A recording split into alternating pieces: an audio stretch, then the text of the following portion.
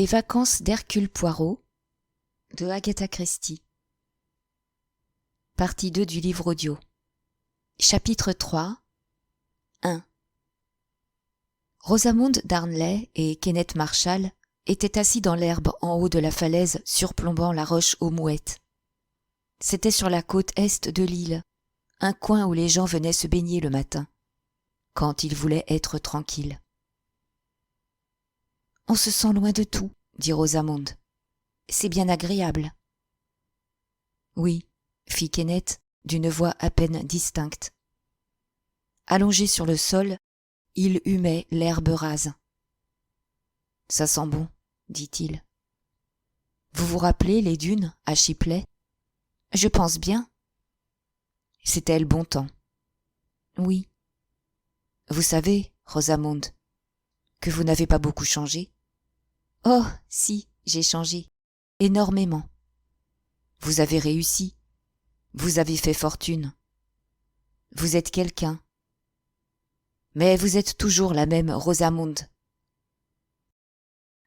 Je voudrais bien. » Que signifie ce soupir ? Oh, rien. Simplement qu'il est dommage qu'on perde ses illusions en cours de route et qu'on ne reste pas dans la vie les braves petites natures qu'on était quand on était gosse. Mais, ma chère enfant, vous n'étiez pas du tout, autant que je m'en souvienne, une bonne petite nature. Vous piquiez des colères terribles et, un jour, dans une crise de rage, vous m'avez à moitié étranglée. Elle rit. « Vous vous rappelez, demanda-t-elle, le jour où nous avons emmené Toby chercher des radeaux ? » Pendant quelques minutes, ils évoquèrent le souvenir de leurs vieilles aventures. Puis la conversation tomba. Les doigts de Rosamond jouaient avec la fermeture de son sac. « Kenneth, dit-elle enfin. Marshall, le visage de nouveau enfoui dans l'herbe, répondit par un grognement. « Kenneth, reprit-elle, si je vous disais quelque chose de terriblement impertinent, est-ce que vous me parleriez encore ?» Il se tourna sur le dos et s'assit avant de répondre. « Je ne vois pas bien comment, venant de vous, quelque chose pourrait me paraître impertinent. Vous comprenez, nous sommes de vieux complices. » La phrase lui fit plaisir, mais elle n'en laissa rien voir. « Kenneth, demanda-t-elle, pourquoi ne divorcez-vous pas ?» Marshall changea de visage. Ses traits se durcirent. L'expression heureuse qu'il avait tout à l'heure disparut. Il tira sa pipe de sa poche et, sans répondre, commença à la bourrer. « Je vous demande pardon de vous avoir blessé, » dit-elle. « Vous ne m'avez pas blessé, » fit-il doucement. « Alors ? » « Alors, vous ne pouvez pas comprendre. »« Vous l'aimez tellement ? » ?»« Ce n'est pas ça. Mais je l'ai épousée. »« Je sais. Mais elle avait un passé. » Avec soin, il tassait le tabac dans le fourneau de sa pipe. « Peut-être, » fit-il. « Vous pourriez divorcer facilement, Ken. »« Ma chère enfant, vous n'avez pas le droit de dire ça. Elle fait tourner les têtes, c'est possible. Ça ne prouve pas qu'elle perde la sienne. » Rosamond retint la réplique qui lui venait à l'esprit et dit seulement « Il vous serait facile, si vous préférez voir les choses autrement, de faire en sorte que ce soit elle qui demande le divorce. » « Je n'en doute pas. »« C'est ce que vous devriez faire, Ken. Vraiment. Il y a l'enfant. »« Linda ? » ?»« Oui, Linda. »« Qu'est-ce que Linda a à voir là-dedans ? » ?»« Réfléchissez, Ken. Une enfant sent bien des choses. » Kenneth approcha une allumette de sa pipe et aspira quelques bouffées avant de répondre. « Oui, bien sûr. Vous n'avez pas tout à fait tort. Il est possible que Linda et Arlena ne s'entendent pas très bien, et j'admets que, pour Linda, j'aimerais peut-être une autre influence. Cela me tracasse depuis longtemps. »« J'aime beaucoup Linda, » fit Rosamond. « Il y a chez cet enfant quelque chose de très bien. Oui, de très bien. » Elle ressemble à sa mère. Comme Ruth, quand elle entreprend quelque chose, elle ne renonce pas. Il y eut un nouveau silence. Alors, reprit Rosamond, vous ne croyez pas que vous devriez vous séparer d'Arléna? Arranger un divorce? Oui, ça se fait tous les jours. Exactement, s'écria Kenneth Marshall avec une soudaine violence. Et c'est justement de ça que j'ai horreur. Elle le regarda, surprise. De ça, quoi? Eh bien, l'attitude des gens d'aujourd'hui. On entreprend quelque chose et, à la première occasion, on la laisse tomber pour tâter d'autres choses. C'est ça qui m'exaspère. Il y a une chose qui s'appelle la bonne foi. Quand on a épousé une femme, quand on s'est engagé à assurer son existence, il faut le faire. Jusqu'au bout. C'est une question d'honnêteté. Ce qui est commencé, il faut le finir. Des mariages bâclés et des divorces express, nous en avons trop vu. Arléna est ma femme, un point, c'est tout. Rosamond se pencha vers lui et dit à voix basse. Alors, avec vous, c'est jusqu'à ce que la mort nous sépare? Exactement. Elle se leva et dit. J'ai compris. 2. Revenant vers la baie de l'Evercombe, par une petite route en lacet, M. Horace Blatt, à un détour du chemin, faillit écraser Madame Redfern. Elle s'aplatit contre la haie, cependant que M. Blatt, donnant un vigoureux coup de frein, arrêtait sa voiture. Il la salua d'un « Allô » cordial. M. Blatt était un homme de forte corpulence, avec un visage rougeau et une couronne de cheveux roux autour d'une calvitie étincelante. Il avait l'ambition avouée d'apporter la vie et la bonne humeur partout où il passait. Le joyeux Roger, c'était son opinion, et il n'en faisait pas mystère, manquait de gaieté. Il s'étonnait seulement de la façon curieuse dont les gens disparaissaient quand lui-même entrait en scène. « Un peu plus, dit-il joyeusement, je vous mettais en marmelade. »« Il s'en est fallu de peu, » fit Christine Redfern. « Montez à côté de moi. »« Non, merci, je préfère rentrer à pied. »« Vous voulez rire? À quoi serviraient les voitures ?» Christine renonça à discuter et s'installa auprès de M. Blatt, qui, la voiture repartie, se tourna vers sa voisine.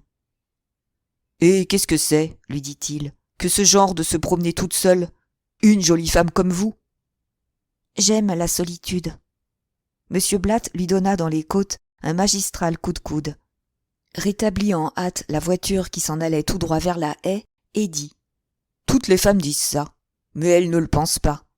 Ce joyeux Roger, voyez-vous, a besoin qu'on l'anime un peu. Il n'a rien de joyeux. Ce qu'il lui faudrait, c'est un peu de vie.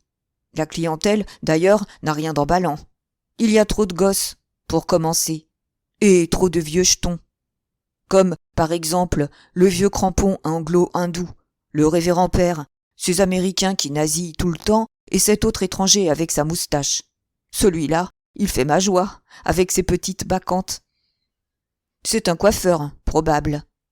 Pas du tout, fit Christine. C'est un détective. Une fois encore, M. Blatt faillit jeter la voiture dans la haie. Un détective, fit-il. C'est pour ça qu'il est déguisé. Christine ne put s'empêcher de sourire. Mais il n'est pas déguisé du tout, rectifia-t-elle. Il est comme ça, au naturel. Il s'appelle Hercule Poirot, et vous devez avoir entendu parler de lui. On m'avait dit son nom, mais je n'avais pas bien compris. Bien sûr que je le connais, mais je le croyais mort. Il devrait être mort. Qu'est-ce qu'il cherche par ici? Rien, il est en vacances. Monsieur Blatt, sceptique, cligna de l'œil. Je le crois, puisque vous le dites. Il a assez l'air d'un faiseur d'embarras, hein? Non, répondit Christine, après une légère hésitation. Il est un peu original, voilà tout. Mon opinion là-dessus, fit M. Blatt, c'est que Scotland Yard vaut toutes les polices du monde. Ma devise, c'est « acheter anglais ». On approchait de la mer et, accompagnée d'une triomphale fanfare de klaxons, la voiture entrait dans le garage du joyeux Roger qui, pour des raisons en relation avec les hauteurs de marée, était situé sur la terre ferme, juste en face de l'hôtel. 3. Linda Marshall se trouvait dans la petite boutique qui subvenait aux besoins variés des touristes en promenade aux alentours de la baie. Tout un de ses côtés était couvert de rayons supportant des livres qu'on pouvait emprunter pour quelques sous. Les plus récents étaient vieux de 10 ans, mais d'autres avaient 20 ans et même plus. Linda prenait un livre, puis un autre, hésitant à fixer son choix. Elle décida qu'elle ne pouvait décemment pas lire Les 4 plumes, ou vice-versa. Elle prit un petit volume, assez épais, relié en veau, et se mit à le parcourir.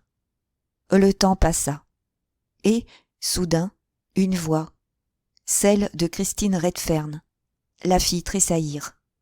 Elle remit vivement le livre à sa place. « Qu'est-ce que tu lis, Linda ?» demandait Christine. « Rien, » répondit-elle vivement. « Je cherche un livre. » Au hasard, elle en prit un sur les rayons et, le mariage de William H. à la main, elle s'en fut au comptoir.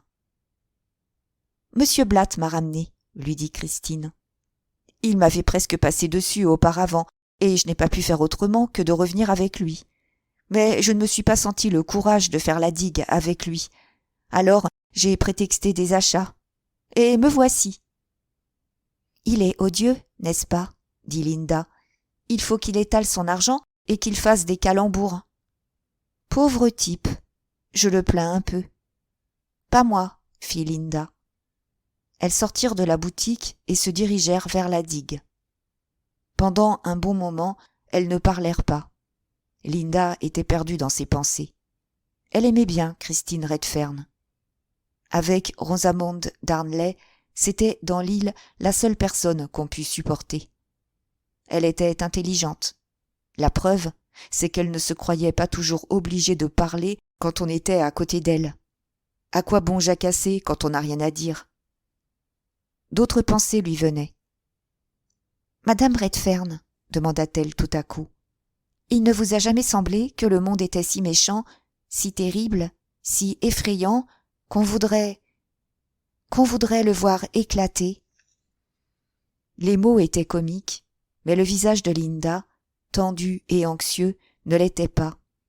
Christine la regarda longuement, lut dans ses yeux et n'y vit rien qui prêtât à rire. Elle hésita avant de répondre. Puis, gravement, elle dit « Oui, Linda, c'est une impression que j'ai déjà ressentie. » 4. « Alors, dit M. Blatt, c'est vous le fameux détective. » Ils étaient dans le bar américain, un des repères favoris de M. Blatt. Hercule Poirot inclina la tête en signe d'assentiment. L'adjectif ne froissait pas sa modestie. « Et qu'est-ce que vous faites ici ?» reprit M. Blatt. « Vous travaillez ?»« Non, je me repose. Je suis en vacances. » M. Blatt prit un air malin. « Évidemment, fit-il, vous ne pouvez pas répondre autre chose. » Sur une protestation de Poirot, il ajouta « Notez qu'avec moi, vous n'auriez rien à craindre. Je ne suis pas un de ces types qui répètent tout ce qu'on leur raconte. J'ai appris à tenir ma langue. Et il y a belle lurette. Je n'aurais pas fait le chemin que j'ai fait si je n'avais pas su me taire.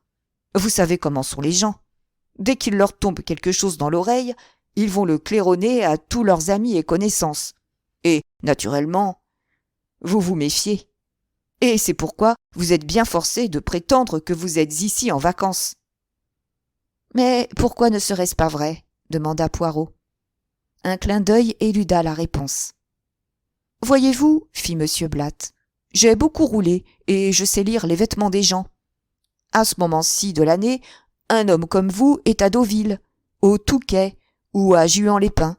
C'est là qu'il trouve, comment dit-on, son climat. » Poirot alla jeter un coup d'œil par la fenêtre. Il pleuvait et l'île était noyée dans la brume. « Vous avez peut-être raison, dit-il. Il poussa un soupir et ajouta. Là-bas, au moins, par un temps pareil, j'aurais de quoi me distraire. Le casino, hein? Je pense comme vous. Il a fallu que je travaille dur pendant une bonne partie de mon existence, et je n'ai guère eu le temps de prendre des vacances et de faire la noce. Je voulais arriver, et je suis arrivé. Mais maintenant, je fais ce qu'il me plaît. Mon argent vaut celui de n'importe qui, et je me suis payé du bon temps en ces dernières années. C'est moi qui vous le dis. Vraiment? C'est si vrai que je me demande bien ce que je suis venu faire ici. Ça m'étonnait aussi. Comment ça? La main de Poirot s'agita dans l'espace. C'est que, moi aussi, dit-il, je suis assez observateur. Je vous verrai à Deauville ou à Biarritz, bien plus tôt qu'ici. Et, en fin de compte, nous sommes ici tous les deux. Il rit d'un rire de gorge épais, puis reprit. Ce qui m'a amené ici, je n'en sais rien, mais c'est peut-être tout bonnement le nom de l'hôtel. Hôtel du Joyeux Roger, île des contrebandiers. C'est romantique, ça. Ça parle à l'imagination. On se rappelle le temps où on était môme, quand on jouait aux pirates, aux contrebandiers. Ces souvenirs l'amusaient. Quand j'étais jeune, continua-t-il, j'ai beaucoup navigué à la voile. Pas par ici, d'ailleurs. Et, c'est curieux, cette passion-là ne m'a jamais quitté. Je pourrais m'offrir un yacht, qui vous en mettrait plein la vue, mais je n'en ai pas envie. Je préfère être secoué dans une petite yole de rien du tout. Redfern est comme moi. Il adore la voile, et nous sommes sortis ensemble une fois ou deux. Seulement, maintenant, on ne peut plus lui mettre la main dessus. Il est tout le temps fourré dans les jupes de la femme de Marshall. Il baissa un peu la voix. Il est vrai que, dans cet hôtel, où tout le monde est à peu près desséché, cette femme-là est la seule à avoir l'air vivant. J'ai même l'impression que Marshall doit avoir du travail pour la tenir en main. Elle a eu pas mal d'aventures quand elle était au théâtre. Et même après. Elle affole les hommes. Et vous verrez qu'un de ces jours, ça finira par faire du vilain. Du vilain? Dans quel sens? Ça dépend. Je croirais volontiers à voir Marshall qu'il a un drôle de caractère. Et j'en suis même sûr, parce qu'on m'a parlé de lui. Tranquille, calme et tout. Mais les bonhommes de cette espèce-là, je les connais. Avec eux, on ne sait jamais où on est. Et, à la place de Redfern, je me méfierais. Il changea brusquement de sujet. Redfern entrait dans le bar. Bref, la voile sur les côtes, c'est ce que je connais de plus épatant. Il fit mine d'apercevoir Redfern. Allô, Redfern, qu'est-ce que vous prenez? Un martini sec? Parfait. Et vous, monsieur Poirot? Le détective remercia, déclinant l'invitation. Je suis de votre avis, Blatt, dit Redfern en s'asseyant. La voile est le plus beau sport du monde, et j'aimerais en faire plus. Mon grand plaisir, quand j'étais gosse, c'était de me promener sur la côte, tout près d'ici, avec mon petit canot. Alors, fit Poirot, nous sommes dans une région que vous connaissez bien? Plutôt. Je venais ici avant qu'il n'y eût un hôtel. Il n'y avait que quelques cabanes de pêcheurs, près de la baie de l'Evercombe, et, dans l'île, une vieille maison décrépite, dont les portes et les fenêtres étaient toujours fermées. Elle occupait l'emplacement de l'hôtel? Oui. Mais elle n'était plus habitée depuis des années, et elle tombait en ruine. On racontait que, par des passages secrets, elle communiquait avec la grotte aux lutins. Ce que nous avons pu passer de temps à le chercher, ce souterrain. Horace Blatt renversa son verre, jura et, tout en épongeant son pantalon, demanda « Qu'est-ce que c'est que cette grotte aux lutins ?»« Comment? Vous ne savez pas ?» répondit Patrick. « Elle se trouve près de la crique aux lutins, et l'entrée, cachée dans les rochers, est assez difficile à trouver. C'est une sorte de fissure étroite, par laquelle on peut tout juste se glisser. À l'intérieur, elle s'élargit, et on se trouve dans une grotte de dimensions assez vastes. Vous imaginez la joie d'un gosse entrant là-dedans. Cette grotte, c'est un vieux pêcheur qui me l'avait montrée, mais je crois qu'aujourd'hui, les pêcheurs eux-mêmes ne la connaissent plus. L'autre jour, j'ai demandé à l'un d'eux pourquoi l'endroit s'appelait la crique aux lutins. Il n'a pas su me le dire. « Et qu'est-ce que c'est que ces lutins ?» demanda Poirot. « N'oubliez pas, monsieur Poirot, répondit Patrick, que nous sommes dans le Devon. C'est un pays de légende. Il y a une autre grotte aux lutins à Shipstore. Quand on y va, avant de partir, il faut y laisser une épingle en hommage aux lutins, qui sont les petits génies de la lande. Très curieux, fit Poirot. Quant aux histoires de lutins et de farfadets, elles sont innombrables dans la région. On vous montrera les tertres où ils tiennent conseil et, quand les fermiers rentrent chez eux après une nuit trop bien employée, ils vous racontent sans rire qu'ils ont été taquinés en route par les lutins. Ce qui veut dire, je pense, corrigea Horace Blatt, qu'ils ont bu un coup de trop. Patrick sourit et dit « C'est l'explication prosaïque. » Ayant regardé sa montre, Blatt se levait. « Vous m'excuserez, dit-il. Je vais dîner. Après tout, Redfern, ce qui m'intéresse, moi, c'est les pirates et pas les lutins. » Allez, fit Redfern, j'espère que les lutins se vengeront et que, cette nuit, ils viendront vous tirer par les pieds. Blatt partit, Poirot dit. Pour un homme en proie au démon des affaires, M. Blatt me paraît avoir une imagination bien romanesque. Cela tient sans doute, répondit Redfern avec le plus grand sérieux, à ce que son esprit n'est pas encore développé. C'est l'opinion de ma femme. Songez que voilà un homme qui ne lit que des romans policiers et des histoires du Wild West. Vous considérez qu'il a la mentalité d'un enfant de 12 ans? Ce n'est pas votre avis? Je le connais si peu. Je dois dire, observa Redfern, que je ne le connais guère plus. Je suis sorti en mer avec lui une fois ou deux, mais je me suis aperçu que, sur l'eau, il n'aime pas avoir quelqu'un avec lui. Il préfère être seul. C'est assez curieux. À terre, il a des goûts tout différents. On peut le dire, dit Redfern en riant. Nous avons toutes les peines du monde à nous défendre contre ces entreprises. Si on l'écoutait, l'endroit deviendrait vite un compromis entre Margate et le Touquet. Poirot se tut un instant. Il étudia le visage de son compagnon. C'était celui d'un homme heureux. Et, soudain, de la façon la plus inattendue, il dit « J'ai l'impression, monsieur Redfern, que vous trouvez que la vie est belle. » Surpris, Patrick le regarda. « Bien sûr, répondit-il ensuite. Est-ce qu'elle ne l'est pas? Si, et vous avez bien raison d'en jouir. Je vous félicite. Merci, fit Patrick avec un sourire. Poirot prit un temps, puis dit. Ceci posé, étant un vieil homme, infiniment plus vieux que vous, je voudrais vous donner un conseil. Je vous écoute. Voici, un de mes amis, un policier plein de sagesse et de bon sens, m'a dit un jour, il y a bien longtemps, « Mon cher Hercule, si tu veux vivre heureux, évite les femmes. » J'ai peur, fit Redfern, que la mise en garde n'arrive bien tard. Je suis marié. Je sais, vous avez une femme charmante et qui vous aime beaucoup. Je le lui rends bien. Je suis ravi de vous l'entendre dire. Patrick fronça les sourcils et dit « Mais où voulez-vous en venir, monsieur Poirot ?» Renversé dans son fauteuil, le petit homme fermait les yeux. « Les femmes, dit-il, je commence à les connaître. Elles sont capables de vous compliquer l'existence jusqu'à vous la rendre odieuse et, avec elles, les Anglais se conduisent comme des enfants. Monsieur Redfern, s'il fallait que vous veniez ici, pourquoi avez-vous amené votre femme ?» Je ne vous comprends pas, fit Patrick d'un ton acerbe. Ça m'étonnerait, dit Poirot avec calme. Mais je n'insiste pas. Je ne suis pas assez fou pour discuter avec un homme amoureux.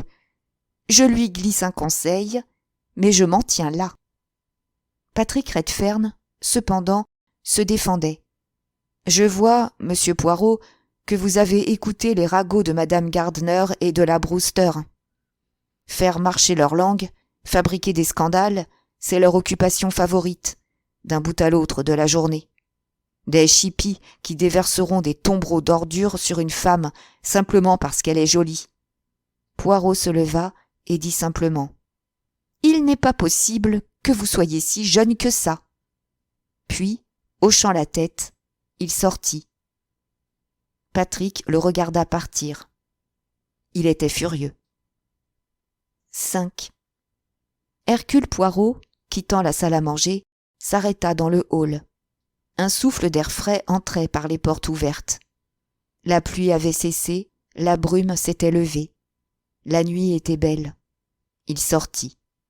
Sur la falaise, il trouva madame Redfern assise sur son banc favori. « Vous allez prendre froid, lui dit-il. Vous ne devriez pas rester ici. Vous allez attraper un rhume, c'est sûr. » « Mais non, fit-elle. Et, d'ailleurs, qu'est-ce que ça peut faire ? » « Voyons, dit doucement Poirot, vous n'êtes plus une enfant. Vous portez des robes longues. Il faut essayer de raisonner comme une grande personne. Puisque je vous dis que je ne m'enrhume jamais. Écoutez-moi, dit Poirot. La journée a été mouillée. Nous avons eu du vent, de la pluie, du brouillard. Maintenant, la nuit est calme, le ciel est clair et étoilé. Eh bien, ça, c'est l'image de la vie. À voix basse, avec une sorte de fureur contenue, elle dit « Savez-vous, monsieur Poirot, ce qui m'exaspère le plus ici ? » « Non, madame. »« Eh bien, c'est la pitié. » Le mot claqua comme un coup de fouet. « Croyez-vous que je ne me rends pas compte, poursuivit-elle, que je ne vois rien ? Les gens disent « Pauvre madame Redfern, pauvre petite femme !» Je ne suis ni pauvre, ni petite, mais ils disent ça parce qu'ils me plaignent. Eh bien, je n'en veux pas, de leur pitié, je n'en veux pas. Poirot étendit avec soin son mouchoir sur le banc et s'assit. « Il y a du vrai dans ce que vous dites, fit-il. Cette femme. »« Voulez-vous me permettre, dit Poirot, voyant qu'elle n'achevait pas la phrase commencée. Voulez-vous me permettre de vous dire quelque chose ? Une vérité qui est, comme on dit, une vérité du bon Dieu. La voici. En ce monde, les Harléna Stuart, les Harléna Marshall ne comptent pas. On dit ça. C'est la pure vérité. Leur triomphe est éphémère. Ils ne durent pas. Pour compter vraiment, il faut qu'une femme ait du cœur ou qu'elle soit intelligente. Vous croyez que les hommes s'occupent de ça ? J'en suis sûre. Elle eut un petit rire amer. Je ne suis pas de votre avis, dit-elle ensuite. Poirot dit lentement. Votre mari vous aime, madame. Qu'en savez-vous ? Je le sais. J'ai vu comment il vous regardait. Soudain, elle fondit en larmes et sa tête vint se poser sur l'épaule accueillante de Poirot. Je n'en peux plus, dit-elle entre deux sanglots.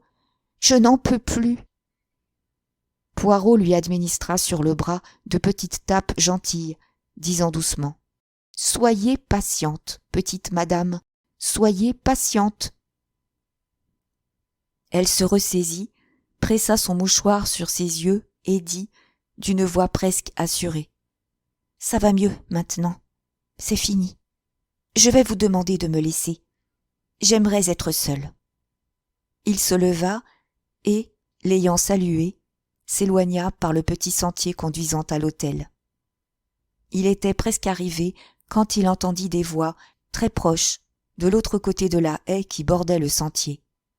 Il s'arrêta et, par une brèche ouverte dans les arbustes, aperçut Harléna Marshall et, près d'elle, Patrick Redfern. Il parlait, et sa voix trahissait une profonde émotion. « Harléna, disait-il, je vous aime et cet amour me rend fou. Dites-moi que vous m'aimez un peu. Dites-le. » Poirot regardait le visage d'Harléna. L'expression d'un bonheur complet, animal plutôt qu'humain, se lisait sur ses traits. « Mais oui, grand fou, dit-elle amoureusement, je vous aime, vous le savez bien. » Poirot, pour une fois, n'écouta pas plus avant. Il se remit en route. Bientôt, quelqu'un le rejoignait. C'était le capitaine Marshall. « Belle soirée, dit Marshall, regardant le ciel. J'ai l'impression qu'il fera beau demain. Chapitre 4 1. Le matin se leva sur le 25 août. Un ciel pur et sans nuages. Un de ces matins qui décident le paresseux le plus endurci à sortir de son lit. Aussi bien les pensionnaires du Joyeux Roger furent-ils nombreux à se lever tôt ce matin-là. Il était 8 heures à peine quand Linda, assise devant sa coiffeuse, interrompit sa lecture et posa son livre sur la table. C'était un petit volume relié, assez épais. Elle se regarda dans la glace. Son visage était comme crispé. Elle serrait les lèvres et ses yeux ne bougeaient pas. « Il faut le faire, » murmura-t-elle, « et je le ferai. » Elle quitta son pyjama, mit son maillot de bain, jeta un peignoir sur ses épaules, enfila ses sandales et sortit. Au bout du couloir, un balcon conduisait à un escalier extérieur par lequel on descendait directement sur les rochers. Une petite échelle métallique s'accrochait dans le roc. La mer était en bas. Le chemin était familier aux hôtes du Joyeux Roger qui, le matin, pour le bain, qui précédait leur petit déjeuner, préféraient cette petite plage, vite atteinte, à la plus grande, plus éloignée. Linda s'engageait sur l'escalier quand elle vit son père qui montait. « Déjà debout ?» fit-il. « Tu vas te baigner ?»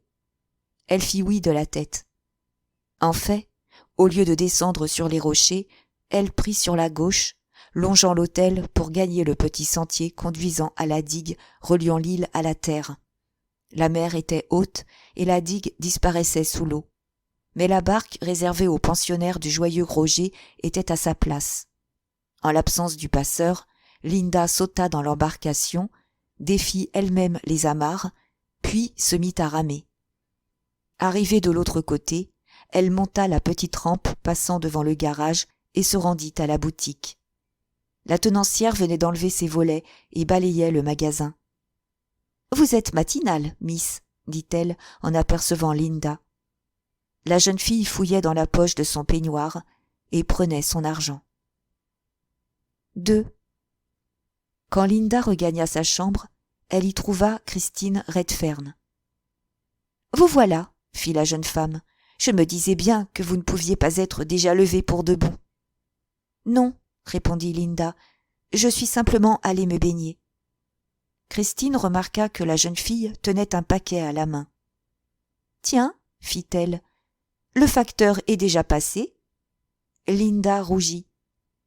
Et, dans son trouble, maladroite comme toujours, elle laissa tomber le paquet qui s'ouvrit en arrivant au sol. « Pourquoi diable avez-vous acheté des bougies ?» demanda Christine. Heureusement, elle posait la question sans attendre de réponse. Avant que Linda ait eu le temps de parler, elle ajoutait « Je venais vous demander si ça vous amuserait de m'accompagner ce matin à la Roche-aux-Mouettes. Je vais dessiner là-bas. » Linda accepta avec empressement. Les jours précédents, elle avait plusieurs fois déjà suivi Christine dans ses expéditions picturales. Christine était une artiste médiocre, mais la jeune fille avait de l'amitié pour elle. Et puis, absorbée par sa peinture, elle parlait peu. Linda avait soif de solitude, mais une compagnie silencieuse lui était agréable, surtout celle de Christine. Elle ne soupçonnait pas qu'il y avait entre elles le lien subtil d'une sympathie basée sur une haine commune. « Je joue au tennis à midi, » dit Christine. « Nous ferions bien de partir tôt. 10h30, ça vous va ?»« Entendu, » répondit Linda. « Je serai prête. Je vous attendrai dans le hall. » 3. Sortant de la salle à manger après un petit déjeuner tardif, Rosamund Darnley fut littéralement tamponnée par Linda qui dévalait les escaliers en courant. Linda s'excusa. « Belle matinée, n'est-ce pas ?» fit Rosamund. « Après une journée comme celle d'hier, on a peine à y croire. »« C'est vrai, » répondit Linda. « Je vais à la Roche-aux-Mouettes avec madame Redfern. Nous avons rendez-vous à 10h30. Je dois être en retard. »« Du tout, il n'est pas plus de 25. »« Tant mieux. » Elle soufflait un peu. « Vous n'avez pas un peu de fièvre, Linda ?» lui demanda Rosamund après l'avoir regardée avec attention. « Non, » répondit Linda, « je n'ai jamais de fièvre. »« Il fait si beau aujourd'hui, » reprit Rosamond, que je me suis levée pour le petit déjeuner. Généralement, je le prends dans mon lit.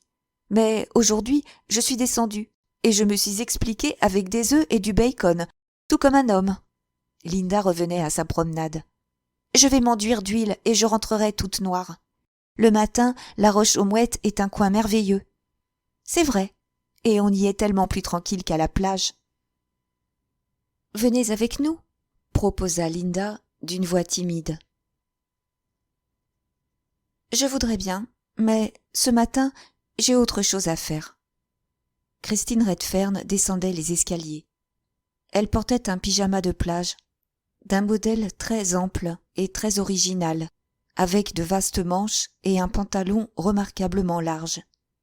Des motifs jaunes tranchaient sur le vert du tissu. Rosamond se sentit des démangeaisons dans la langue. Elle aurait aimé dire à Christine que ce jaune et ce vert étaient les couleurs les moins indiquées pour une blonde. Si je m'occupais d'elle, songeait-elle, son mari ne serait pas long à se dire « Mais qu'est-ce qui se passe ?» Arléna est ce qu'elle est. Mais elle sait s'habiller, tandis que cette pauvre Christine a l'air d'une laitue. Elle garda tout cela pour elle et dit tout haut. « Au revoir, amusez-vous bien. Moi, je vais lire sur la falaise de Roc-Soleil. » 4. C'est dans sa chambre, comme chaque matin, que Poirot prit son petit déjeuner, du café et des tartines. Mais il faisait si beau que, contrairement à son habitude, il décida de sortir tôt. Il était en avance de près de 30 minutes sur son horaire de tous les jours quand, sur le coup de 10 heures, il descendit à la grande plage. Elle était déserte. Ou peu s'en fallait. Il n'y avait là que la seule Arléna Marshall. Arléna, moulée dans son costume de bain blanc, son étonnant chapeau de carton vert jade sur la tête, essayait de mettre à flot une petite périssoire blanche. Galamment, Poirot vint à son aide, au grand détriment de ses chaussures de daim blanc qui sortirent de l'aventure complètement trempées. Elle le remercia avec un charmant sourire de coin. Puis, comme l'embarcation s'éloignait, elle l'appela. « Monsieur Poirot !» Il vint tout au bord de l'eau. « Madame ?» « Voulez-vous me faire plaisir ?»« Je ne demande que ça. »« Eh bien, ne dites pas que vous m'avez vu. On va me chercher et, justement, j'ai envie d'être seule. » Elle lança à Poirot un dernier sourire et s'éloigna à grands coups d'aviron. Poirot remonta sur la plage. « Voilà vraiment, se dit-il à lui-même, quelque chose à quoi je ne m'attendais pas. » Il lui était difficile d'admettre qu'Arléna Stuart, pour lui donner son nom de théâtre, souhaitât être seule, fût-ce pour la première fois de sa vie. Au surplus, il connaissait trop l'humanité pour être dupe. Arléna avait un rendez-vous, et il savait bien avec qui.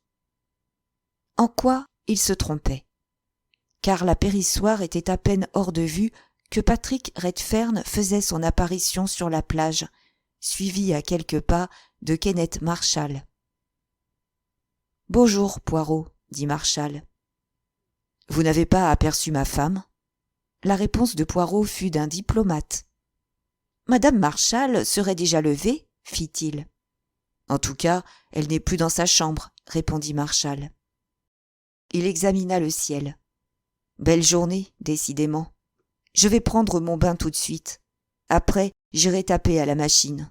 J'ai à répondre à du courrier urgent. » Moins expansif, Patrick Redfern inspectait la plage du regard. Il s'assit près de Poirot, qui comprit qu'il attendait la dame de ses pensées. « Et madame Redfern ?» fit Poirot au bout d'un instant. « Elle n'est pas encore debout ?»« Mais si, » répondit Patrick. « Elle est allée faire des croquis. Elle s'est découvert une âme d'artiste. » Sa voix était brève, et il était évident qu'il avait l'esprit ailleurs. À mesure que le temps passait, son impatience devenait de plus en plus manifeste. Chaque fois qu'un pas s'entendait sur la plage, il se retournait pour voir qui venait de l'hôtel. Et, Chaque fois, il était déçu. Monsieur et madame Gardner arrivèrent les premiers avec leurs livres et l'ouvrage de madame. Miss Brewster vint ensuite. Sans perdre de temps, madame Gardner s'installa. 2 minutes plus tard, tout en tricotant avec énergie, elle commençait à parler. « Alors, monsieur Poirot, la plage a l'air bien vide ce matin. Où sont les gens ?» Poirot répondit que les Masterman et les Cohan, 2 familles riches en enfants, étaient partis pour toute la journée. Elle faisait un tour en mer.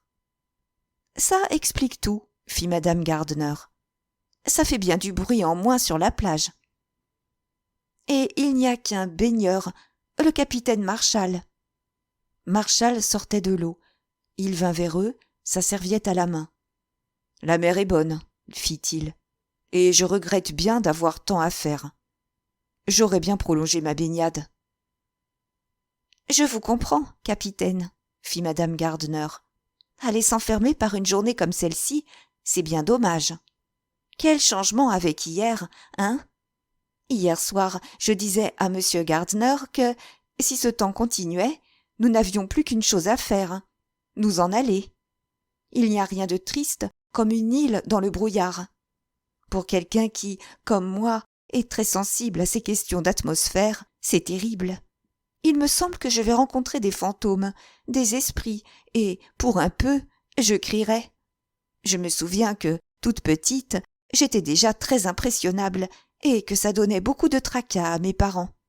Heureusement, ma mère était une femme adorable, et elle disait à mon père « Sainclair, si cet enfant est comme ça, c'est que c'est dans sa nature. Elle crie, laissons-la crier. » Mon père, naturellement, disait oui. Il adorait ma mère et faisait ses 4 volontés. C'était un couple parfait, et je suis sûre que c'est l'opinion de monsieur Gardner. N'est-ce pas, Odelle, que c'était un ménage étonnant ? Oui, chérie, fit monsieur Gardner. Et qu'est-ce que vous avez fait de votre fille, ce matin, capitaine ? Linda, répondit Marshall. Je ne sais pas ce qu'elle est devenue. Je suppose qu'elle rôde quelque part dans l'île.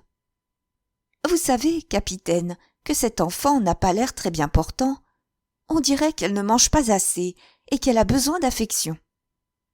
Linda se porte le mieux du monde, répondit Marshall d'un ton bref. Ayant dit, il se leva et prit le chemin de l'hôtel. Patrick Redfern, cependant, ne paraissait pas songer à son bain. Il restait là, taciturne et muet. Miss Brewster, par contre, était d'excellente humeur. La conversation ressemblait à ce qu'elle était toujours. Un flot de paroles de madame Gardner et de courtes interventions de Miss Brewster. Comme quelqu'un avait prononcé le mot « d'excursion », madame Gardner dit « Pas plus tard que ce matin, je disais à mon mari que nous devrions aller faire un tour à Dartmoor. C'est tout près, et le seul nom de Dartmoor est associé à tant d'aventures romanesques. J'aimerais tellement voir les forçats de près. Si on arrangeait ça tout de suite, et si on y allait demain? Qu'en pensez-vous, Odelle ? » « Tout à fait d'accord, » dit monsieur Gardner. S'adressant à Miss Brewster, Hercule Poirot lui demanda si elle se baignait. « J'ai déjà pris un bain ce matin, » répondit-elle. « Et, en descendant à la plage, j'ai failli recevoir une bouteille sur la tête. Cadeau de quelqu'un qui la jetait par une fenêtre de l'hôtel. »« Voilà vraiment, » dit madame Gardner, « quelque chose à ne pas faire. » Je me souviens qu'un de mes amis a été très grièvement blessé par une brosse à dents. Il passait tranquillement dans la rue et la brosse tombait du 35e étage. Il a été très sérieusement touché et il a obtenu des dommages-intérêts importants. Elle s'interrompit pour entreprendre d'urgentes recherches dans ses pelotons de laine. « Dites-moi, Odelle, fit-elle enfin, il me semble que je n'ai pas ma pelote rouge. Elle est dans le 2e ou le 3e tiroir de la commode. »« Bien, chérie, » fit monsieur Gardner. Il se leva et partit en direction de l'hôtel. Déjà, madame Gardner abordait un nouveau sujet. Il y a des jours, disait-elle, où je me demande si nous n'allons pas un peu loin. Toutes ces grandes découvertes, est-ce qu'elles n'ont pas pour nous un côté dangereux? Ces ondes radioélectriques, tenez, qui courent dans l'atmosphère, qui nous prouvent qu'elles ne nous rendent pas nerveux? Pour moi, je le crois, et il me semble que l'heure du nouveau Messie est arrivée. Vous êtes-vous jamais intéressé aux prophéties des pyramides, monsieur Poirot? J'avoue que non. C'est dommage, car elles sont extrêmement curieuses. Moscou est exactement à 1 millier de milles au nord de... Je ne suis pas sûre du nom de la ville, mais ce doit être Ninive. Convenez que c'est stupéfiant. Tracé autour des pyramides un cercle qui a exactement 1 millier de milles de rayon et vous découvrez des choses surprenantes. C'est tout de même curieux. Il faut bien admettre que les habitants de l'ancienne Égypte avaient des connaissances qui nous échappent et, comme ils ne pouvaient pas les avoir trouvées tout seuls, on se demande d'où ils les tenaient. Ou de qui? La théorie des nombres et de leur répétition, c'est bouleversant. Et j'ajouterais que, pour moi, ces choses-là ne peuvent même pas se discuter. Elle se tut, attendant, sûre d'elle-même, une réplique qui ne vint pas. Hercule Poirot et Miss Brewster n'étaient pas disposés à contester le point. Poirot considérait d'un air navré ses chaussures maculées. « Vous avez pataugé, monsieur Poirot ?» remarqua Miss Brewster. « Que voulez-vous ?» répondit-il. « Je suis toujours trop pressée. » Elle se pencha vers lui et dit à mi-voix. « Et notre vampe, monsieur Poirot, où est-elle passée ce matin? Elle est en retard ?» Levant les yeux de son ouvrage pour un instant, Madame Gardner regardait Patrick Redfern, qui s'était levé pour faire quelques pas sur la plage. « Il a l'air d'une humeur de dogue, » dit-elle tout bas. Et, sans élever la voix, elle ajouta. « Toute cette histoire est bien triste. Je me demande ce qu'en pense le capitaine Marshall. C'est un homme si gentil, très anglais, très réservé. On ne sait jamais ce qu'il a dans la tête. » Patrick continuait à marcher de long en large. « Un tigre en cage, » murmura Madame Gardner. Ils étaient trois à suivre du regard ces allées et venues, et cette triple surveillance agaçait Patrick, qui se sentait les nerfs à fleur de peau. Dans le silence, un carillon tinta, très loin, du côté de la terre. « Le vent vient de l'est, » fit Miss Brewster. « Quand on entend cette cloche, c'est bon signe. Il fera beau. » Personne ne parla plus jusqu'au retour de M. Gardner, qui revint porteur d'un gros écheveau de laine écarlate. « Eh bien, » dit Madame Gardner, « tu as pris ton temps. »« Je suis navré, ma chérie, » répondit-il. « Mais ce n'est pas de ma faute. Ta laine n'était pas du tout dans la commode, mais dans le placard. »« Ça, par exemple, c'est extraordinaire. J'aurais juré que je l'avais rangée dans le 2e tiroir. Heureusement que je n'ai pas été appelée à témoigner en justice. Avec une mémoire aussi capricieuse, mon cas pourrait devenir vite pendable. » « Madame Gardner est une femme pleine de scrupules, » dit M. Gardner. 5. 5 minutes plus tard, Patrick Redfern demandait à Emily Brewster si elle verrait quelque inconvénient à ce qu'il l'accompagnât dans sa quotidienne partie de canot. Elle accepta avec joie. « Alors, fit-il, je vous propose de faire le tour de l'île. »« Aurons-nous le temps ?» demanda-t-elle. Sa montre consultée, elle ajouta. « On peut essayer. Il n'est pas encore 11h30. Seulement, il faut partir tout de suite. » Ils descendirent ensemble vers la plage. Patrick prit les avirons le premier. Sa nage était puissante et le canot filait rapidement. « Reste à savoir, » dit Émilie en riant, « si vous tiendrez cette allure-là longtemps. » Il était de meilleure humeur. Il rit, lui aussi, et répondit. J'aurais probablement récolté des ampoules au retour. Mais qu'est-ce que ça fait?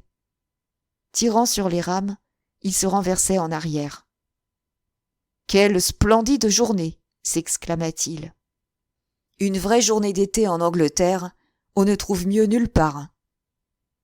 Pour moi, il n'y a qu'un pays au monde où il soit possible de vivre.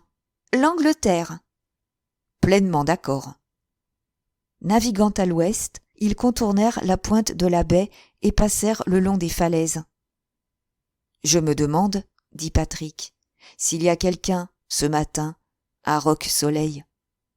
Bientôt, la petite plage, dominée par la falaise, fut en vue. Oui, fit-il alors, répondant à sa propre question. J'aperçois un parasol. Qui ça peut-il bien être? Ne cherchez pas, répondit Émilie. C'est Miss Darnley. Je reconnais son parasol japonais. Ils passèrent devant la plage. Nous aurions dû faire le tour dans l'autre sens, dit Miss Brewster. Dans celui-ci, nous avons le courant contre nous. Il n'est pas fort, répondit Patrick. J'ai nagé par ici sans seulement m'apercevoir de son existence. D'ailleurs, nous ne pouvions pas prendre dans l'autre sens. La digue n'est pas recouverte. C'est vrai, j'oubliais l'heure de la marée. Nous approchons de la crique au lutin. Il paraît qu'il est assez dangereux de se baigner par là. Patrick continuait à ramer vigoureusement, tout en scrutant la falaise des yeux. Il est en train de chercher Arlena Marshall, pensa Émilie, et c'est pour ça qu'il a voulu venir avec moi. On ne l'a pas vue ce matin, et il se demande ce qu'elle fabrique. Elle a sans doute fait exprès de ne pas se montrer. Un vieux truc, pour l'aguicher un peu. Ils contournèrent la pointe qui s'avançait dans la mer au sud de la crique au lutin. C'était, cette crique, une toute petite baie, une plage minuscule, prise dans un cadre de rochers aux formes fantastiques. La falaise s'avançait en surplomb sur un de ses côtés. L'endroit était de ceux où les hôtes du Joyeux Roger venaient volontiers prendre le thé, mais on y voyait rarement quelqu'un le matin. Avant le milieu de l'après-midi, la plage, orientée au nord-ouest, manquait de soleil. Pourtant, ce matin-là, il y avait quelqu'un. « Qui est-ce qu'on aperçoit là-bas » demanda Patrick d'un ton qui voulait être indifférent. « On dirait Madame Marshall » dit Emily Brewster, un peu sèchement. « Mais, en effet, c'est bien elle. » En même temps, il se mettait à ramer vers la plage. Émilie protesta, mais il répondit qu'ils avaient bien le temps, et il la regarda bien en face. Et il y avait dans son regard une prière si ardente, il avait l'air si malheureux qu'elle ne se sentit pas le courage de discuter. « Pauvre garçon, se dit-elle, il est terriblement chippé. » Rapidement, le bateau approchait de la plage. Arlena Marshall était couchée sur les galets, sur le ventre, et les bras allongés. Sa petite périssoire blanche était à quelques pas. Quelque chose intriguait Miss Brewster. Il y avait, dans le spectacle qu'elle avait sous les yeux, quelque chose d'anormal. Quoi? Elle eût été incapable de le dire. Mais il y avait quelque chose, elle en était sûre. Et bientôt, elle comprit. L'attitude d'Arlena n'avait rien d'extraordinaire. Bien souvent, on l'avait vue ainsi étendue sur la plage de l'hôtel, exposant aux rayons du soleil son beau corps bronzé, la tête et la nuque protégées par son immense chapeau. Mais il n'y avait pas de soleil à la crique au lutin, et il n'y en aurait pas avant plusieurs heures. Émilie se sentit vaguement inquiète. La coque racla sur les galets. Patrick appela Arlena. Les appréhensions de Miss Brewster se transformèrent en angoisse. Arlena ne répondait pas et ne bougeait pas. Ils sautèrent hors du canot, l'amenèrent sur le rivage et coururent vers le corps étendu au pied de la falaise. Patrick, précédant de peu Émilie, arriva le premier.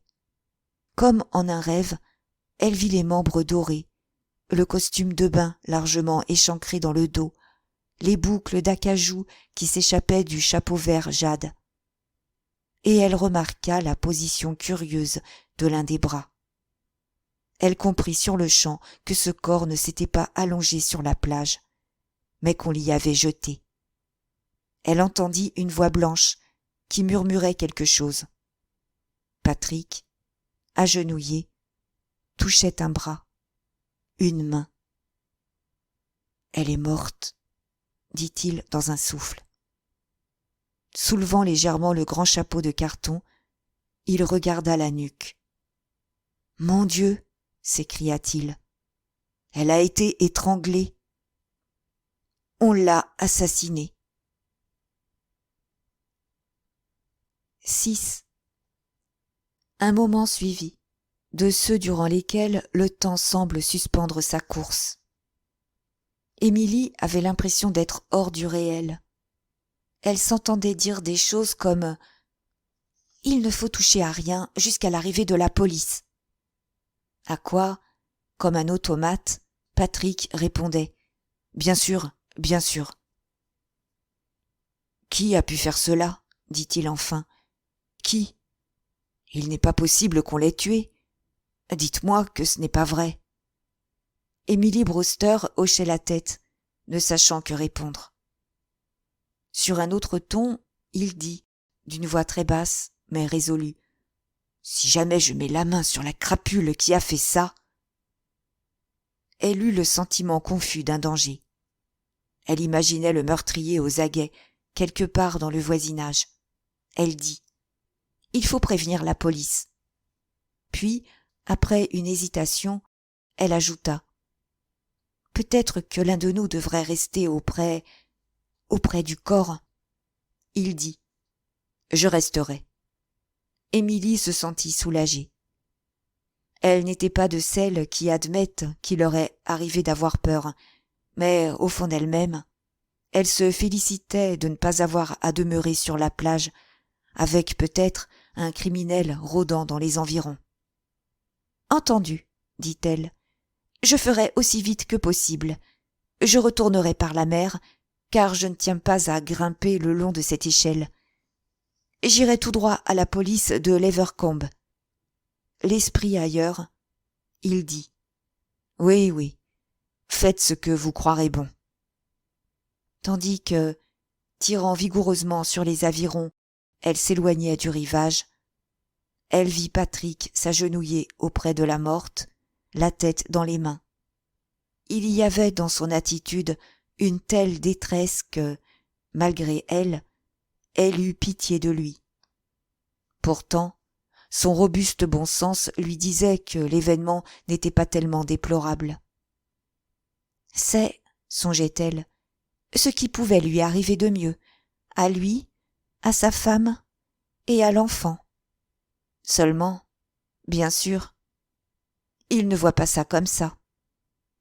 Émilie Brewster était de ces femmes qui ne perdent leur bon sens en aucune circonstance. Chapitre 5. 1. Adossé à la falaise, l'inspecteur Colgate attendait que le médecin légiste en eût fini avec l'examen du corps. Patrick Redfern et Émilie Brewster se tenaient non loin de là, un peu à l'écart. D'un alerte mouvement, le docteur se remit sur ses pieds. « Vilaine affaire, dit-il. Elle a été étranglée, et par une paire de mains puissantes. Il ne semble pas qu'elle se soit débattue. Elle a dû être prise par surprise. » Émilie Brewster, après un rapide coup d'œil sur la morte, avait détourné son regard. Le visage d'Arléna, pourpre, boursouflé, était horrible à voir. « La mort remonte à quelle heure ?» demanda l'inspecteur. « Pour se prononcer avec certitude, » répondit le médecin, avec un soupçon d'agacement dans la voix, « il faudrait mieux connaître la victime. Toutes sortes de facteurs entrent en ligne de compte. Voyons, il est 1h moins le quart. À quelle heure avez-vous trouvé le corps? Patrick Redfern, à qui la question s'adressait, répondit. Un peu avant midi, c'est tout ce que je peux dire. Emily Brewster donna la précision demandée. Il était exactement midi moins le quart. Quelle heure était-il quand, de votre canot, vous avez aperçu le corps? Émilie réfléchit. Nous avons dû passer l'éperon de rocher au sud de la crique 5 ou 6 minutes plus tôt. Vous êtes d'accord, Redfern? Oui, fit-il d'un ton las. Ça doit être ça. Le docteur Nasdon s'approcha de l'inspecteur pour lui demander à voix basse. Si c'était là le mari? Renseigné, il murmura. On pouvait s'y tromper. Il a l'air tellement désemparé. Puis, à haute voix, reprenant un ton officiel, il dit « Disons, voulez-vous, qu'il était midi moins 20. Elle ne peut pas avoir été tuée beaucoup plus tôt. Disons donc entre 11h, 11h moins le quart, extrême limite, et midi moins 20. » L'inspecteur ferma son carnet. « Merci, dit-il. Voilà qui devrait nous aider considérablement, car ces limites ne nous donnent pas beaucoup de battements. 1 heure, en somme. » Il se tourna vers Miss Brewster. « Résumons-nous, fit-il. Vous êtes Miss Brewster et monsieur Patrick Redfern. Vous résidez tous deux à l'hôtel du Joyeux Roger et vous identifiez la victime comme étant une des pensionnaires de l'hôtel, la femme d'un certain capitaine Marshall. » Emily Brewster fit un signe d'approbation. « Eh bien, c'est parfait, » conclut l'inspecteur. « Il ne nous reste plus qu'à aller à l'hôtel. » Il appela un agent. « Hawks, vous resterez ici et vous empêcherez qui que ce soit de venir dans cette crique. Phillips viendra vous relever. » 2. « Mais je ne me trompe pas, » s'écria le colonel Weston. « C'est Poirot. Quelle surprise de vous rencontrer ici. » Hercule Poirot répondit au chef de la police du comté sur le ton qui convenait.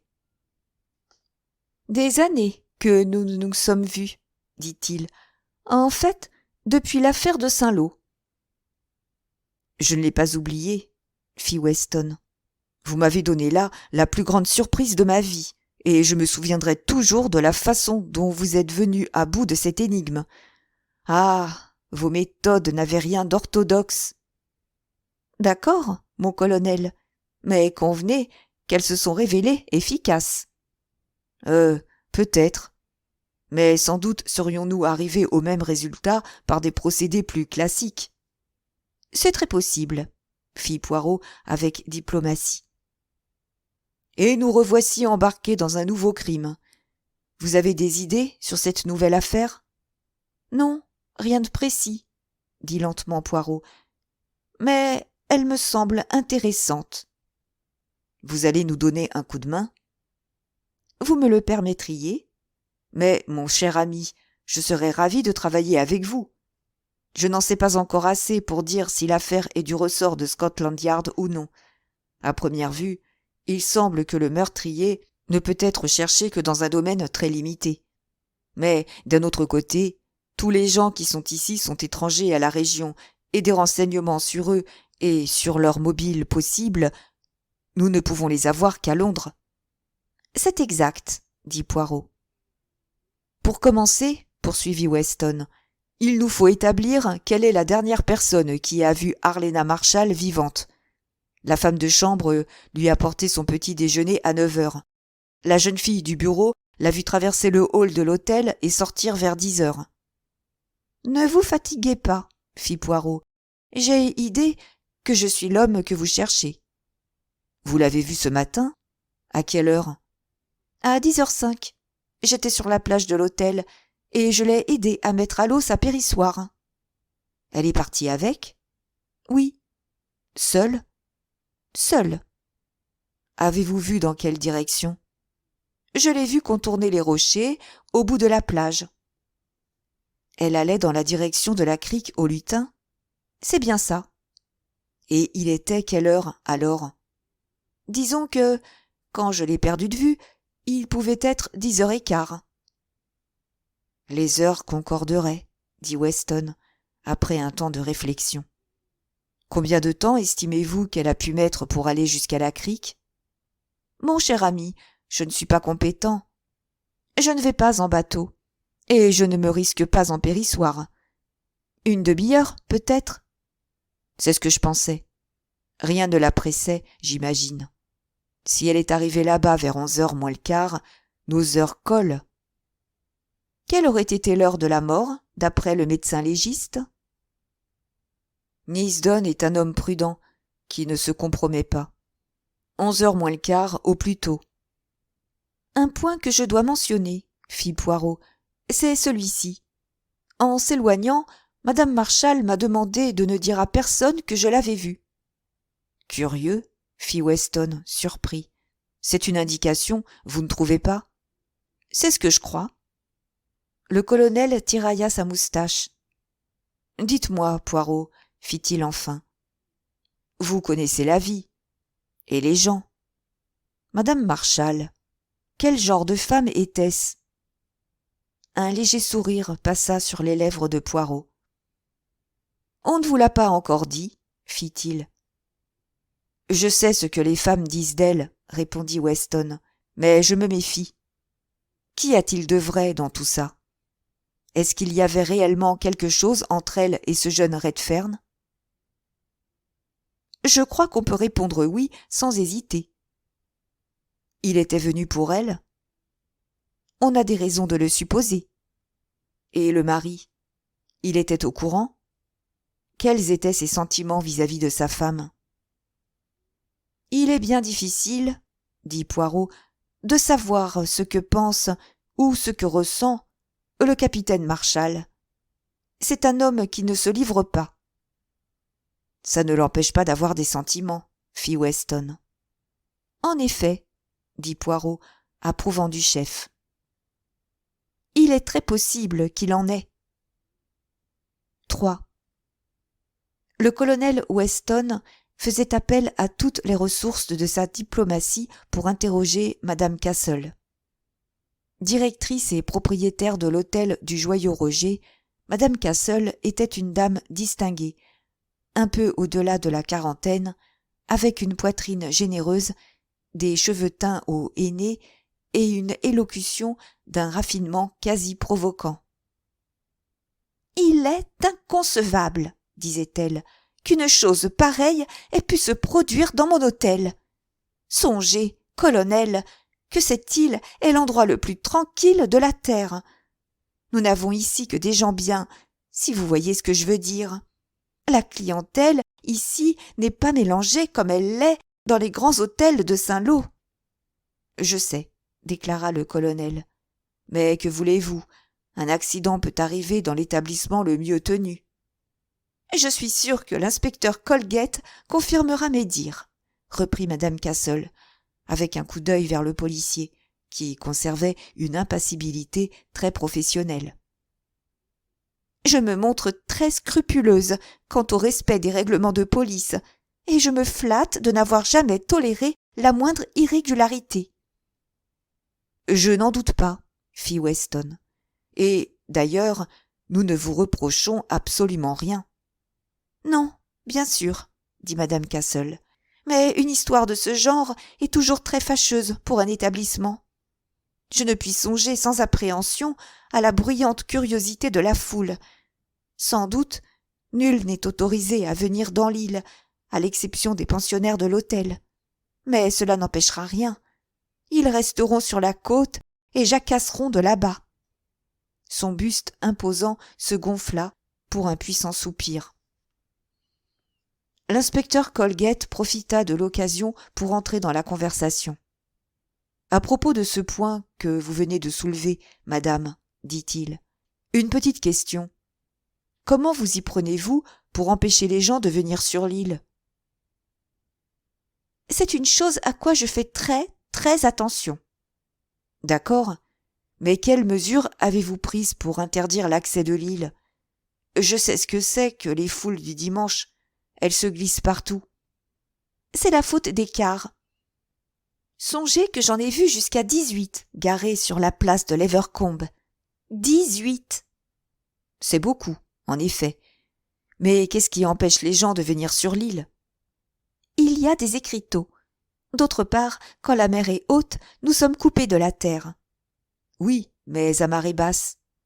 Madame Cassel expliqua qu'il y avait une grille au bout de la digue, du côté de l'île.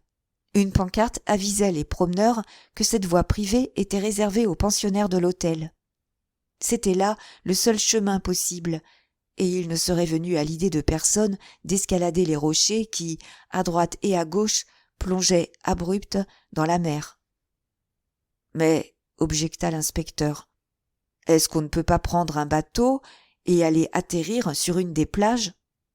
Vous ne pouvez pas vous y opposer. Les abords de la côte sont propriété de l'État et tout le monde a le droit de se promener sur les plages à marée basse. Madame Cassel en convint, ajoutant toutefois qu'il était rare qu'il y eût dans l'île des visiteurs indésirables. On louait bien des barques à l'Evercombe, mais du port à l'île, le trajet était assez long et rendu difficile par un courant assez fort qui passait juste à l'extrémité de la baie. Enfin, il y avait des écriteaux à la roche aux mouettes et à la crique des lutins et à la grande plage. George et William étaient toujours sur le qui-vive. Qui sont George et William? George est le maître baigneur, et c'est lui qui s'occupe des plongeoires et des radeaux. William est mon jardinier. Il entretient les sentiers, nettoie et marque les tennis. Le colonel Weston commençait à s'impatienter. Tout cela me paraît très clair, dit-il. On ne peut pas affirmer que personne n'est venu de l'extérieur. Mais si quelqu'un l'a fait, c'est certainement au risque d'être vu. Nous interrogerons George et William tout à l'heure. Voyez-vous, colonel, dit madame Cassel, j'ai horreur de la foule du dimanche. Elle se compose de gens bruyants et sans soin, qui laissent des peaux d'orange et des papiers gras sur la digue et sur les rochers. Pourtant, je ne crois pas qu'on y rencontre des assassins. Vraiment, tout cela me passe. Une dame comme madame Marshall assassinée, et, ce qui est plus horrible encore, c'est...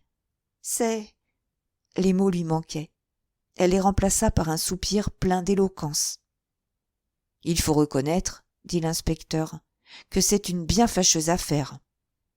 Sans compter que les journaux vont s'en emparer et qu'ils parleront de l'hôtel. Colgate grimaça une sorte de sourire. Bah, dans un sens, ça vous fera de la publicité. Madame Cassel sursauta, avec un mouvement du buste si violent qu'on entendit crier les baleines de son corset. Sachez, monsieur Colgate, lâcha-t-elle d'un ton glacé, que je ne veux pas de cette publicité-là. Le colonel Weston jugea le moment propice pour intervenir. Madame Cassel, pourrais-je jeter un coup d'œil sur la liste de vos pensionnaires? Mais certainement, colonel. Elle se fit apporter le registre de l'hôtel et le remit à Weston, qui l'ouvrit, disant à Poirot, qui avait assisté sans mot dire à la conversation, tenue dans le bureau directorial. C'est ici, Poirot, que vous allez pouvoir nous être utile. Il lut quelques noms, puis dit. Avez-vous un état du personnel? Madame Cassel lui tendit une liste toute préparée. Nous avons ici, dit-elle, 4 femmes de chambre, un maître d'hôtel et 3 garçons. Il y a le barman, Henri, une cuisinière, avec 2 femmes pour l'aider, et William, qui fait les chaussures. D'où viennent les garçons? Avant de servir ici, Albert, le maître d'hôtel, était au Vincent, à Plymouth, où il est resté pendant plusieurs années. 2 des garçons sont ici depuis 3 ans, le 3e depuis 4. Ils sont tous très bien, sous tous les rapports. Quant à Henri, il est là depuis l'ouverture de l'hôtel. C'est un peu une institution. Parfait, fit Weston. Naturellement, Colgate vérifiera tout ça. Je vous remercie, madame Cassel. Vous n'avez plus besoin de moi? Non, madame, pas pour le moment. Madame Cassel quitta la pièce en faisant crier ses bottines. La première chose à faire, maintenant, dit Weston, c'est de voir le capitaine Marshall. 4. Le capitaine Marshall répondait d'une voix tranquille aux questions qu'on lui posait. Son visage était grave et tendu, mais il ne manifestait aucune nervosité. C'était un homme distingué et sympathique, avec des traits réguliers, une bouche ferme et bien dessinée, et des yeux d'un bleu limpide. Sa voix était grave et agréable. « Je me rends très bien compte, » dit le colonel Weston, « du coup terrible que le destin vient de vous porter. Mais vous comprenez, je pense, que je tienne à faire toute la lumière sur cette tragique affaire. »« Je comprends parfaitement. Continuez. »« Madame Marshall était votre seconde femme. »« Oui. »« Vous étiez mariés depuis combien de temps ? » ?»« Un peu plus de 4 ans. »« Et avant son mariage, Madame Marshall s'appelait ? » ?»« Helena Start. Au théâtre, Arlena Stuart. » »« C'était une actrice ? » ?»« Elle jouait dans les revues et au music-hall. » »« Avait-elle abandonné la scène après son mariage ? » ?»« Non. Elle a continué à jouer et c'est seulement il y a 1 an et demi qu'elle a quitté le théâtre. » »« Avait-elle, pour renoncer à la scène, quelque raison particulière ? » Kenneth réfléchit un instant avant de répondre. « Non, le théâtre ne l'amusait plus, voilà tout. »« Ce n'est pas pour répondre à vos vœux qu'elle l'abandonnait. »« Nullement. »« Il ne vous déplaisait pas qu'elle eût continué de jouer après votre mariage ? » ?»« Sans doute, dit-il, j'aurais préféré qu'elle quittât la scène, mais je n'accordais pas à la chose une importance essentielle. » »« Vous n'aviez point de discussion avec elle à ce sujet ? » ?»« Du tout. Ma femme était libre et faisait ce qui lui plaisait. »« Et votre union était heureuse ? » ?»« Certainement. » Le ton était froid. Le colonel Weston attendit un instant, puis dit « Capitaine Marshall, soupçonnez-vous quelqu'un de l'assassinat de votre femme ? » La réponse vint, immédiate et catégorique. « Non. » « Avait-elle des ennemis ? » ?»« Peut-être. »« Ah !» fit Weston. « Comprenez-moi bien, colonel, » reprit Marshall avec vivacité. « Arlena était une actrice et une très jolie femme. 2 raisons d'être enviée et jalousée. Ses rôles lui faisaient des ennemis, sa beauté également. Et les femmes, entre elles, sont rarement charitables et je croirais volontiers que certaines haïssaient Arlena cordialement, ce qui ne signifie pas qu'elles fussent allées jusqu'à la tuer. « En somme, monsieur, dit Poirot, qui parlait pour la première fois, vous considérez que madame Marshall n'avait que des ennemis, des femmes uniquement. »« C'est bien cela, dit Marshall. »« Vous ne voyez pas, demanda Weston, aucun homme qui eût eu quelque raison d'en vouloir à madame Marshall ? » ?»« Aucun. » »« Avant de venir ici, connaissait-elle quelqu'un parmi les pensionnaires de cet hôtel ? » ?»« Je crois qu'elle avait rencontré monsieur Redfern à une cocktail party. À ma connaissance, c'est la seule personne de l'hôtel qu'elle avait vue avant d'arriver ici. » Weston hésita un moment, se demandant s'il allait poursuivre sur ce sujet. Il y renonça et, passant à autre chose, dit « Parlons maintenant de ce matin. À quel moment avez-vous vu madame Marshall pour la dernière fois ? » ?»« Je suis entré dans sa chambre avant de descendre prendre mon petit déjeuner. »« Je vous demande pardon, vous occupiez des chambres séparées ? » ?»« Oui. »« Et vous êtes entré dans la sienne à quelle heure ? » ?»« Il devait être autour de 9 heures. » »« Que faisait-elle ? » ?»« Elle ouvrait son courrier. » »« Vous a-t-elle dit quelque chose ? » ?»« Rien de spécial. Nous nous sommes dit bonjour. Elle a remarqué qu'il faisait un temps magnifique. Enfin, rien de particulier. Son attitude vous a paru normale ? Absolument normale. Elle ne vous a pas semblé nerveuse ? Ou déprimée? Pas le moins du monde. A-t-elle fait allusion, demanda Poirot, au contenu des lettres qu'elle était en train d'ouvrir? Autant que je me souvienne, répondit Marshall, avec un pauvre sourire. Elle m'a dit qu'il s'agissait uniquement de factures. Madame Marshall prenait son petit déjeuner au lit? Oui. Toujours? Toujours. Et, demanda Poirot, à quelle heure descendait-elle, d'ordinaire? Entre 10 et 11. Généralement, plutôt vers 11 heures. Si elle était descendue à 10 heures juste, reprit Poirot, la chose vous eût paru surprenante? Sans aucun doute. Elle descendait rarement si tôt que cela. C'est pourtant ce qu'elle a fait ce matin. Pourquoi? Pouvez-vous nous le dire?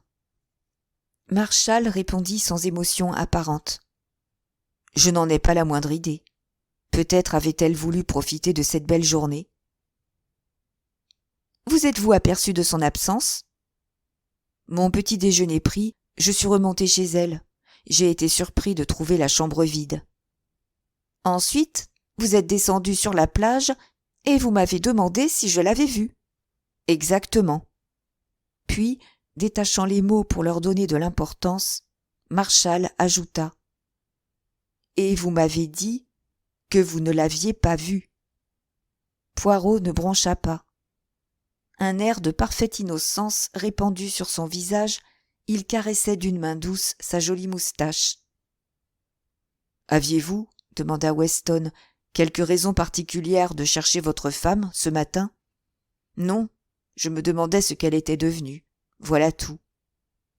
Weston déplaça légèrement sa chaise, se rassit, puis, d'un ton légèrement différent, dit « Il y a un instant, capitaine, vous nous avez dit que votre femme connaissait M. Redfern avant de venir ici. Pouvez-vous nous donner à ce sujet quelques précisions? » Vous permettez que je fume? Demanda Marshall. Il fouilla dans ses poches, constata avec ennui qu'il avait égaré sa pipe, accepta de Poirot une cigarette, qu'il alluma, puis répondit. « Vous parliez de Redfern. Ma femme m'a dit l'avoir rencontré dans une cocktail party. » Il semble, cependant, reprit Weston avec un léger embarras, qu'ils étaient devenus assez liés. La voix de Marshall se fit coupante. « Il vous semble, dit-il, et peut-on savoir sur quoi se fonde cette impression? Disons, si vous voulez, que c'est une rumeur qui court l'hôtel. » Kenneth Marshall tourna vers Poirot des yeux chargés de reproches muets. Les cancans qu'on entend dans les halls d'hôtel sont généralement de vulgaires mensonges, dit-il. C'est possible. Il semble cependant que M. Redfern et Mme Marshall donnaient aux langues quelques raisons de marché. Comment cela? N'étaient-ils pas tout le temps ensemble? Et après? Vous ne niez pas le fait. C'est possible. Je n'ai pas fait attention. Je m'excuse, capitaine, mais il faut que je pose la question. Vous ne trouviez rien à redire à cette amitié de M. Redfern pour votre femme? Il n'entrait pas dans mes habitudes de critiquer la conduite d'Arléna. Vous ne lui aviez jamais fait d'observation à ce sujet? Certainement pas. Et il vous était indifférent que les relations de votre femme et de M. Redfern devinssent un sujet de scandale? Je m'occupe de ce qui me regarde, dit froidement Kenneth Marshall, et je souhaite que tout le monde fasse comme moi. Je ne me soucie pas des ragots. Vous ne contestez pas que M. Redfern eut beaucoup d'admiration pour votre femme. Je n'y songe pas. Beaucoup d'hommes étaient dans son cas. Arléna, je le répète, était une très jolie femme. Cette amitié ne vous a jamais paru excessive, suspecte? Je ne puis que vous redire que je ne me suis jamais posé la question. Et si un témoin certifiait que les relations de Mme Marshall et de M. Redfern avaient un caractère d'intimité très accentué? Le visage de Marshall se départit de son impassibilité ordinaire. De nouveau, ses yeux bleus se posèrent sur Poirot, hostiles et un peu méprisants. « Si vous voulez écouter ces histoires, dit-il enfin, écoutez-les. Ma femme est morte. Elle ne se défendra pas. Vous voulez dire que, pour vous, vous n'y croyez pas ?» De petites perles de sueur apparaissaient sur le front de Marshall. « Non, je n'y crois pas, dit-il, et j'ai l'impression que vous êtes bien loin de l'affaire. Vous êtes là à me demander ce que je crois ou ne crois pas. Qu'est-ce que cela a à voir avec l'assassinat de ma femme ? Arléna a été tuée. Voilà le fait. » Avant que les autres eussent pu répondre, Hercule Poirot prenait la parole. « Vous ne comprenez pas, capitaine Marshall, déclara-t-il. On ne peut pas considérer un assassinat comme un fait en soi. Un meurtre s'explique, 9 fois sur 10, par le caractère de la victime, par sa personnalité. C'est parce qu'elle était tel ou tel genre de personne qu'elle est devenue la victime. Aussi longtemps que nous ne saurons pas très exactement qui était Arléna Marshall, quel genre de personne elle était, nous resterons incapables de définir exactement le genre de personne qui a pu la tuer, incapables de situer l'assassin. D'où les questions, indispensables, que nous vous posons. » Marshall se tourna vers le chef de la police. « C'est également votre opinion ?» Weston hésita légèrement. « C'est-à-dire, fit-il, que... jusqu'à un certain point. » Marshall émit un petit rire. « Je me doutais bien, dit-il, que vous ne seriez pas tout à fait d'accord. J'imagine que cette histoire de personnalité, de caractère, est une spécialité personnelle de M. Poirot. »« En tout cas, fit Poirot avec un sourire, vous pourrez vous flatter de n'avoir rien fait pour m'aider. »« Que voulez-vous dire ? » ?»« Qu'est-ce que vous nous avez appris concernant votre femme ? » ?»« Exactement rien. Vous nous avez dit ce que tout le monde sait, qu'elle était belle et admirée. Rien d'autre. » Kenneth Marshall haussa les épaules et dit « Vous déraisonnez. » Puis, se tournant vers Weston, il dit, appuyant avec intention sur le « vous ». « Y a-t-il encore, colonel, quelque chose que je puisse vous dire ? » ?»« Certainement, capitaine. J'aimerais que vous me parliez de votre matinée. » Marshall attendait la question depuis le début de l'entretien. « J'ai, répondit-il, pris mon petit déjeuner en bas vers 9 heures, comme d'habitude. Après, j'ai lu les journaux. Puis, comme je vous l'ai dit, je suis monté à la chambre de ma femme, pour m'apercevoir qu'elle était sortie. Je suis allé à la plage, j'ai vu M. Poirot, et je lui ai demandé s'il avait vu Arléna. J'ai pris un bain assez court, et je suis rentré à l'hôtel. Il devait être, à ce moment, 11h moins 20. Réflexion faite, il était 11h moins 20. J'ai remarqué l'heure à la pendule du hall. Je suis monté à ma chambre, mais la femme de chambre était en train de la faire. Je lui ai demandé d'en finir rapidement, car j'avais quelques lettres à taper, et je ne voulais pas manquer la levée.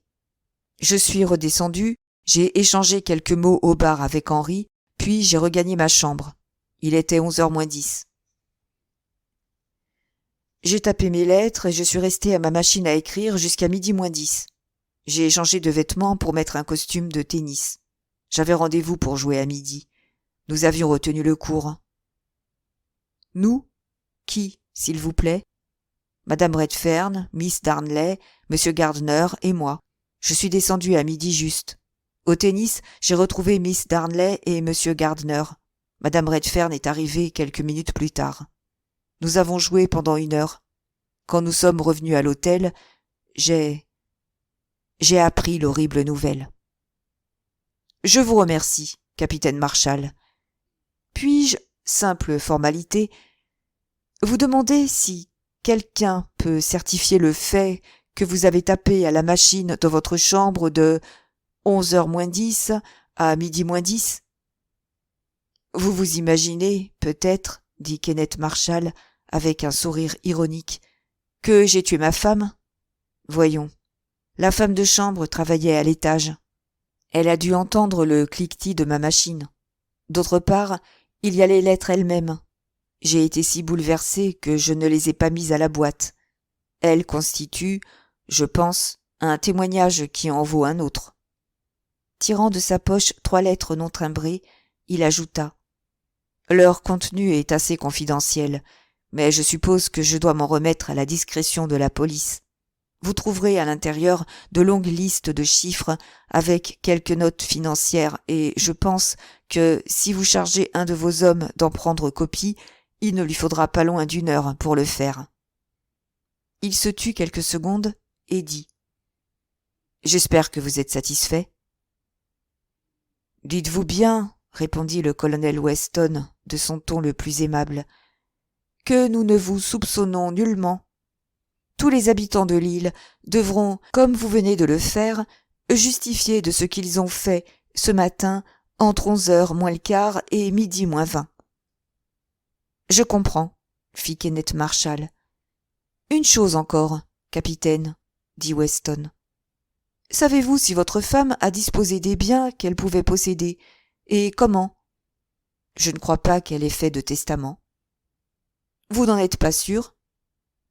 Vous aurez une certitude en vous adressant à ces hommes d'affaires, Barkett, Marquette et Appleton, Bedford Square. Ils s'occupaient de ses contrats et de tous ses intérêts. Mais je suis à peu près certain qu'elle n'a pas fait de testament. Je me souviens qu'elle m'a dit un jour que la seule idée de rédiger ses dernières volontés lui donnait froid dans le dos.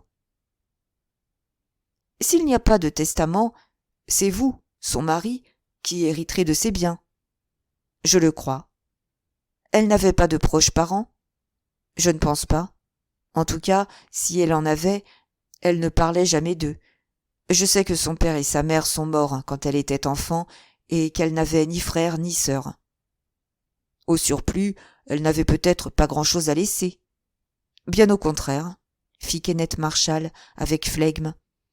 Il y a 2 ans, Sir Robert Erskine, qui était un vieil ami à elle, lui a légué en mourant la plus grande partie de sa fortune.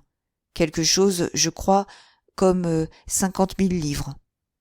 L'inspecteur Colgate, qui n'avait pas soufflé mot durant toute la conversation, parut se réveiller. « Mais alors, capitaine Marshall, demanda-t-il, votre femme était réellement riche ? » ?»« C'est bien mon avis. »« Et, si riche que ça, vous nous dites qu'elle n'aurait pas fait de testament ? » ?»« Elle était superstitieuse, et je vous dis ce que je crois, mais c'est à ces hommes d'affaires qu'il faut poser la question. » Il y eut un long silence. « Vous ne voyez plus rien à me demander ?» s'enquit-il. Weston secoua la tête et consulta Colgate du regard avant de répondre non. Puis, se levant, il dit : « Permettez-moi, capitaine, de vous renouveler l'expression de mes très sincères condoléances. » Un peu surpris, Marshall remercia d'un mot et sortit.